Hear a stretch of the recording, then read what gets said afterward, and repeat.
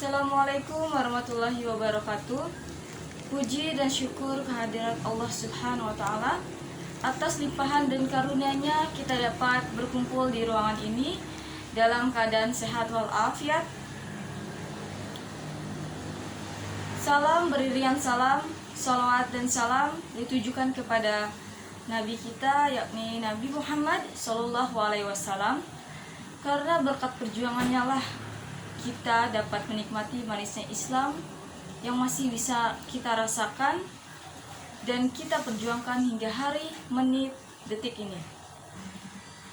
Yang terhormat kepada Bu Mulyani, MPD selaku dosen Bahasa Indonesia, serta teman-teman yang saya cintai.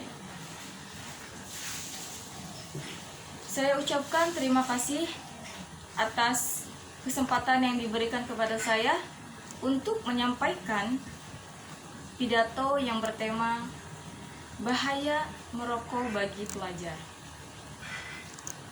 Baik, rokok merupakan salah satu zat adiktif yang bisa digunakan dapat diakibatkan bahaya bagi kesehatan individu dan masyarakat.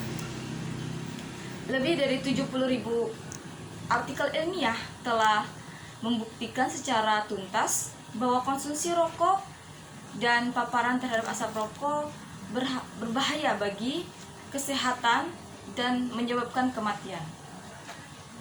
Di dalam produk tembakau terbakar, terutama rokok, terdapat lebih dari 4.000 zat kimia berbahaya.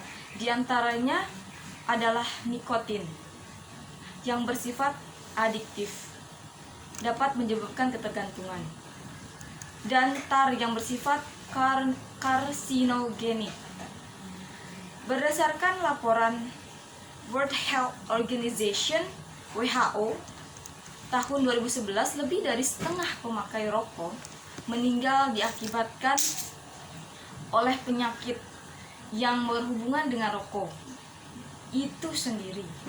Sedangkan asap rokok secara tidak langsung telah membunuh sekitar 600.000 orang yang tidak merokok, yaitu perokok pasif. Dengan risiko tertinggi adalah paparan terhadap janin, bayi, anak-anak, wanita, dan wanita hamil di berbagai tempat seperti di rumah, tempat kerja, dan tempat umum lainnya. Penyebab para remaja menggunakan rokok ada banyak faktor.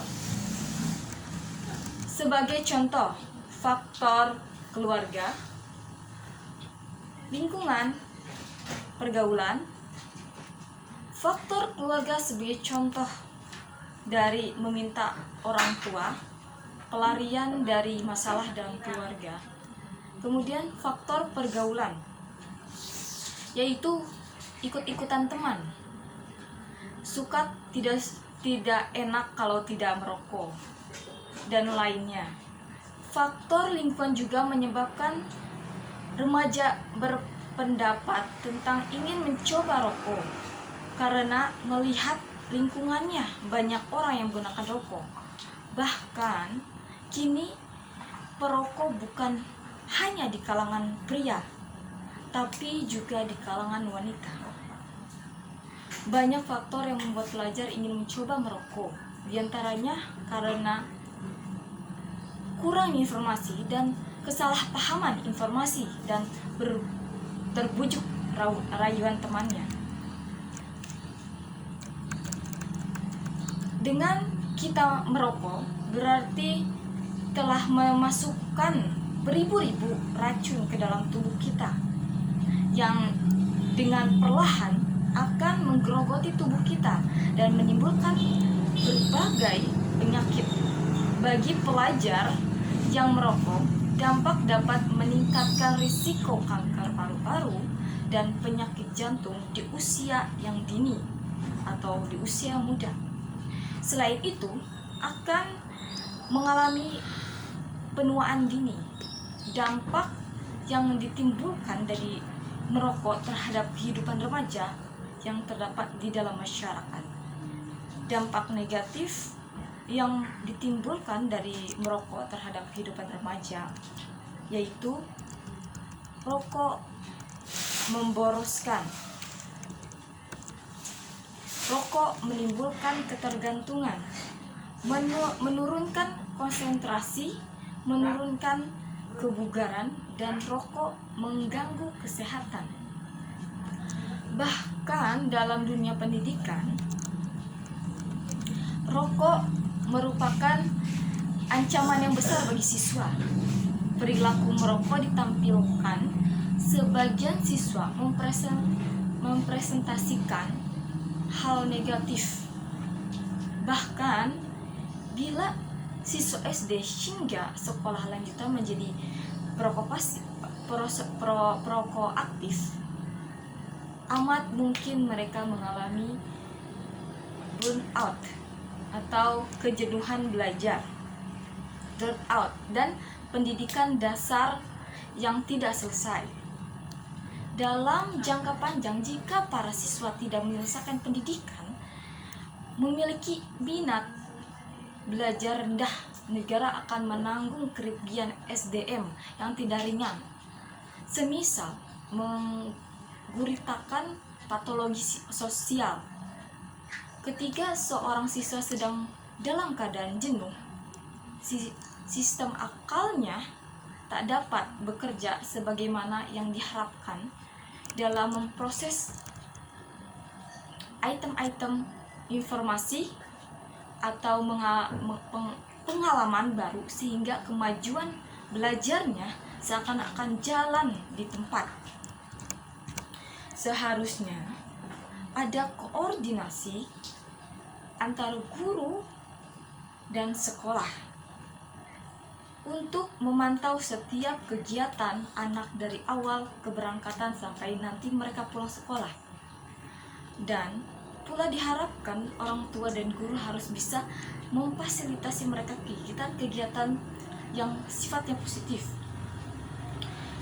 Ketika mereka pulang dari jadwal sekolah, jadi mereka tidak langsung pergi menemui kawan-kawannya atau sebuah perkumpulan yang mungkin akan membuat karakternya ke arah yang lebih buruk lagi.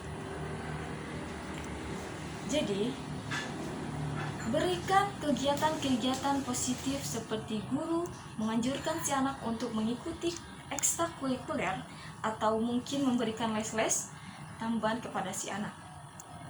Adapun masyarakat juga seperti itu. Masyarakat yang baik itu masyarakat seperti apa? Masyarakat yang memiliki wadah, sarana dan prasarana yang bagus untuk kelangsungan kegiatan para remaja. Jadi, remaja-remaja ini bisa berkumpul dalam suatu wadah yang memiliki kegiatan positif seperti halnya adanya perkumpulan remaja masjid, adanya ikatan remaja masjid, atau mungkin perkumpulan remaja seperti sepak bola, bulu tangkis, takraw, dan lainnya. Itu kegiatan positif di mana remaja bisa berkumpul, tetapi melakukan sesuatu kegiatan yang baik untuk dalam dirinya sendiri. Baik, segeralah berhenti dan mulailah belajar hidup sehat, setahap demi setahap. Hilangkan kebiasaan buruk yang bisa menimbulkan bahaya kesehatan yang kronis ini. Jika Anda hidup tanpa rokok, berarti hidup tanpa racun. Wassalamualaikum warahmatullahi wabarakatuh.